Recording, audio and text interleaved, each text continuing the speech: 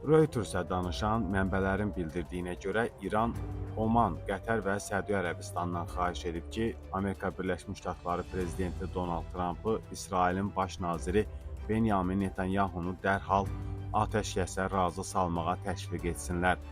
2 İranlı və 3 regional mənbəyə görə bunun müqabilində İran nüvə danışıqlarında müəyyən elastiklik göstərməyə hazır olduğunu bildirib. İranın Xarici İşlər Naziri Abbas Əraqçi X platformasında yazıb ki, əgər prezident Tramp diplomatiyada səmimidirsə və bu müharibəni dayandırmaq istəyirsə, növbəti addımlar həlledici olacaq. İsrail təcavüzünü dayandırmalıdır.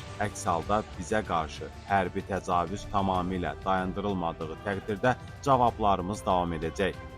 İran nüvə silahı əldə etməyə çalışdığını təqzib edir və nüvə silahlarının yayılmaması müqaviləsinin üzvü kimi nüvə texnologiyasından, o cümlədən uranın zənginləşdirilməsindən dinc məqsədlərlə istifadə hüququna sahib olduğunu vurğulayır. İsrail isə həmin müqaviləyə üzv deyil və Yaxın Şərqdə nüvə silahına sahib olduğu geniş şəkildə ehtimal edilən yeganə ölkədir. İsrail bu məsələ ilə bağlı nə təqzib edir, nə də təsdiq edir.